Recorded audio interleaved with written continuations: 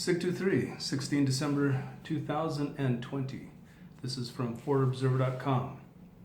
Companies release customer information to ATF prior to raid. The Bureau of Alcohol, Tobacco, Firearms, and Explosives, or really just the ATF, recently raided the officers of Polymer 80, a manufacturer and retailer of 80% firearms components and kits that customers can purchase and build themselves into functioning firearms. The ATF claims the 80% lowers were being purchased by individuals unauthorized to possess firearms or who were potentially distributing them illegally. The ATF requested and received customer shipping information from stamps.com and credit card processing information from authorized.net in order to track down customers suspected of violating federal laws, which led to last week's raid of Polymer 80.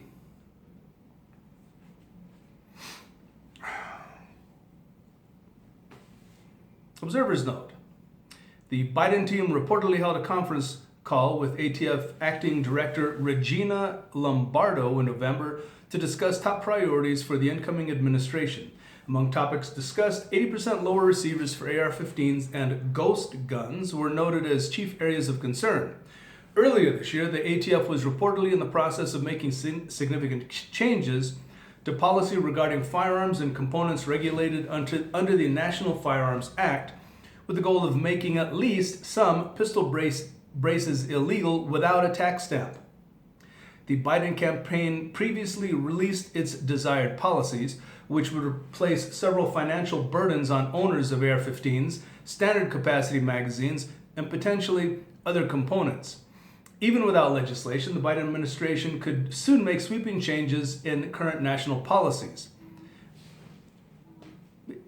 It doesn't seem like the ATF even needs any particular administration. Every administration is allowing them to do whatever the fuck they want.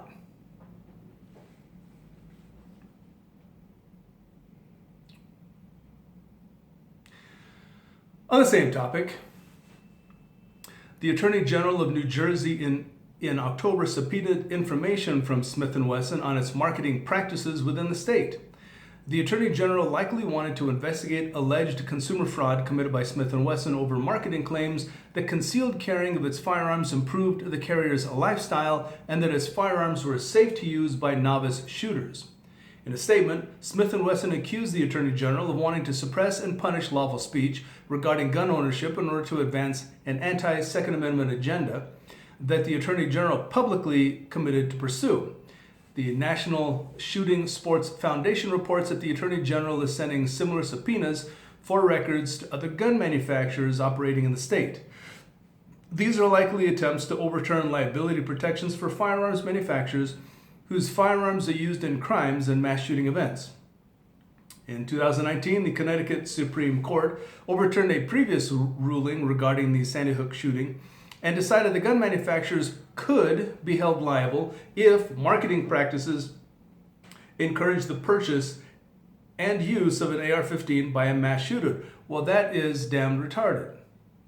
I think we should start going after car manufacturers. I think we should start going after alcohol manufacturers.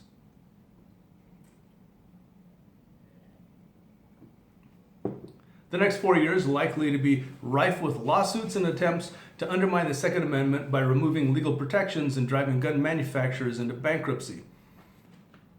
That's all the ATF and these people really want.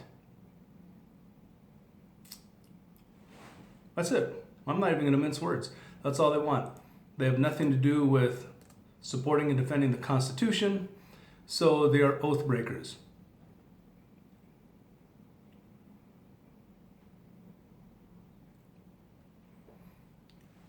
In another video, I may get to how I feel about oath breakers. In the House, House Minority Whip Steve Scalise, Republican of Louisiana, House Republican Conference Chair Liz Cheney, Republican Wyoming, and other House Republicans sent a letter to House Speaker Nancy Pelosi, Democrat, California, calling for the removal of Representative Eric Swalwell, Democrat, California, from the House Intelligence Committee. You mean he's still there? You mean he's still there? The move comes after reports of continued interactions with a woman believed to be a Chinese spy. She was a Chinese spy. But how can we be surprised when Feinstein had his, I don't know, what the hell was she, a secretary or something, who for 20-something years, who was a Chinese spy? Why would this be any different, I suppose? So that's that. So to me, that's just business as usual. In the swamp, it's just business as usual.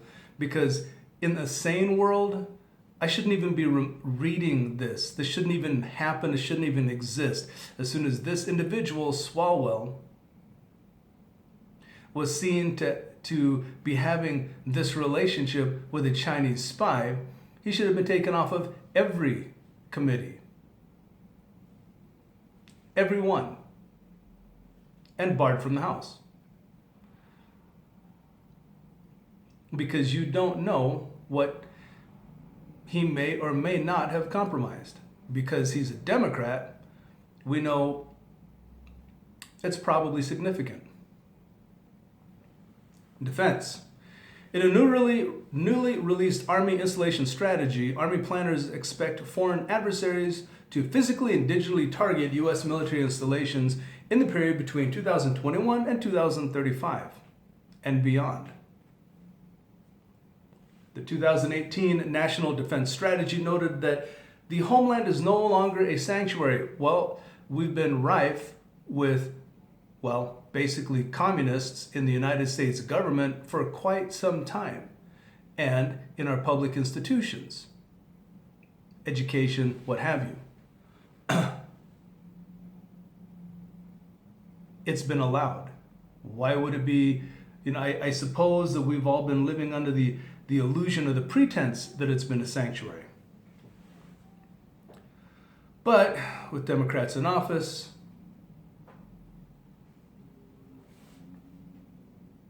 and that the Army facilities are at increasing risk for disruption. The latest plan calls for turning Army bases into networked smart cities that employ artificial intelligence, machine learning, and 5G communication systems capable of sharing information in real time and support multi-domain operations no later than 2035. Maybe they're bringing out this report in order simply just to do that, and they need an excuse. I don't know. It's the Army, or rather it's I guess it's the Army, so yeah.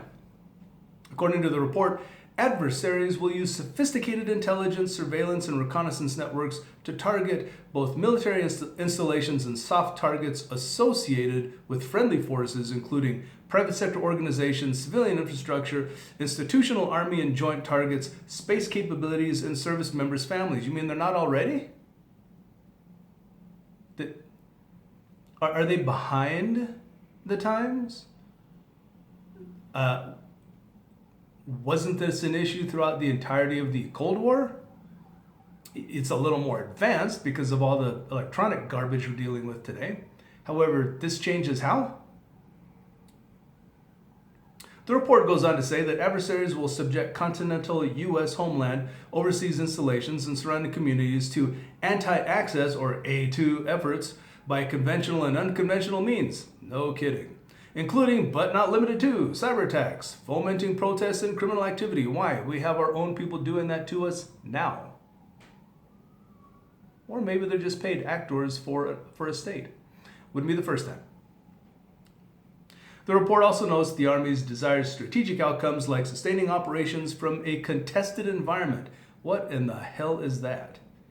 A contested environment. Wow. I mean, I know the Army is bureaucratic, but my God. Observer's note. This sounds a lot like the Army is preparing for domestic hybrid warfare, or a scenario where the homeland becomes a contested space for military operations due to conventional or unconventional means. The exploitation of social movements and the use of criminal elements to achieve tactical and strategic objectives are typically associated with hybrid warfare and could be employed by China, Russia, or other nation-states on U.S. soil during an armed conflict. Well, I don't know, with people like Swalwell and Feinstein and hosting their Chinese spies. People like, I don't know, people in business and in education in the United States being paid by China overtly as part of a business deal. They've, if we're just talking, let's just talk about China, they've set themselves up fairly well to have, a fairly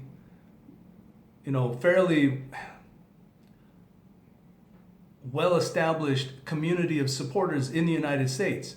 I'm talking about the Democrat Party, all the different Democrat governors.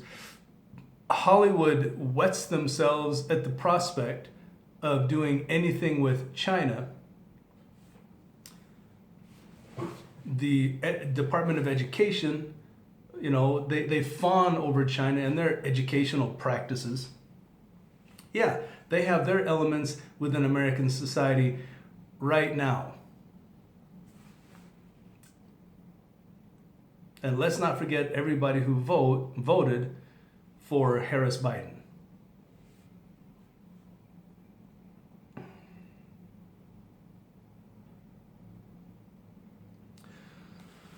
All right, so the exploitation of social movements and the use of criminal elements to achieve tactical and strategic objectives are typically associated with hybrid warfare and could be employed by China, Russia, or other nation states on U.S. soil during an armed conflict. I brought up this scenario in previous years, specifically citing a potential Chinese objective to disrupt, delay, and degrade the mobilization and deployment of U.S. forces in the event of an armed conflict over Taiwan. External support for anti-war protests, civil disobedience, and other forms of activism, for instance, disrupts operations on or around military bases would be one use of hybrid warfare tactics that don't rise to the level of conventional war, but still have negative effects for the U.S. military. While this document doesn't specifically cite hybrid warfare, it's clear the Army is preparing for it on U.S. soil. As an aside, we're still working on setting up the Fort Observer Library to post these source documents for now, and they leave a link. And when I can, because I'm running out of time, I'm going to post the link as well. So it's not going to be right away. But I will post it. Low intensity conflict in some. Leftists publish activists' new guide to ballistic armor. Anarchist blog CrimeThink published a demonstrator's guide to body armor. The guide detailed different ballistic ratings, ballistic materials, plate carriers, as well as recommendations on how to construct makeshift armor. The guide identified a leftist armor vendor, Red Star Defense. So now we know Red Star Defense is leftist. For affordable armor options, it's good to know who the enemy is. The far left has paid significantly more attention to understanding and acquiring ballistic rated body armor since the beginning of the year. This indicates an increased perception of potential violence involving arms at direct action demonstrations and clashes with law enforcement and right-wing groups, which continue virtually every weekend in multiple cities. And we've observed an increased call for establishing firearms instructors, gun ranges, and firearms or body armor vendors sympathetic to the left. The rise of left and right specific businesses will likely drive further polarization, isolation, and animosity between armed groups. Leftists fortify Seattle Park against law enforcement. Anti-fascists and other leftists erected barricades around the Cal Anderson Park in Seattle, Washington, ahead of today's weekly government sweep of homeless encampments in the area. Several leftist support groups and known anti-fascists on social media reported locations of pallets and sections of chain link fence around the city for collection. Local journalists reported seeing truckloads of wooden pallets being dropped off and were reportedly assaulted by black bloc anti-fascists throwing projectiles when attempting to document the construction of barricades. Observers note, efforts to create so-called autonomous zones have inspired another occupation, this time in North Seattle. This effort was not kicked off by a direct confrontation with law enforcement, but rather persistent calls over several weeks for leftists to defend homeless park inhabitants who are routinely moved out by law enforcement each week. The construction of the park's barricades and the graffiti are very similar to previous autonomous zones.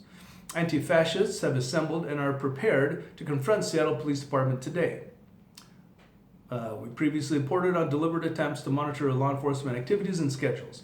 While this may be an example, preparations ahead of today's weekly sweep is an example of timing efforts to oppose law enforcement operations. Anti-fascists call for post-disruption briefs and analysis. Oh, AARs. All right. Far-left chat room participants discussing the clashes with Proud Boys and Trump protesters in Olympia, Washington last weekend called for post-disruption briefs. One participant wrote that a lack of after-action reviews are leading to missed opportunities to improve tactics. Several leftist groups have observers note. Several leftist groups have reportedly been conducting regular debrief and after-action meetings following disruptions in several cities. These meetings allow groups to analyze the effectiveness of their tactics, identify areas of improvement, build consensus among participants, and boost unit morale. All these allow for leftists to more effectively evade law enforcement and conduct more impactful disruptions. It's true. Colorado anti-fascists call for punishment of pro-Trump Republicans. Of course they would.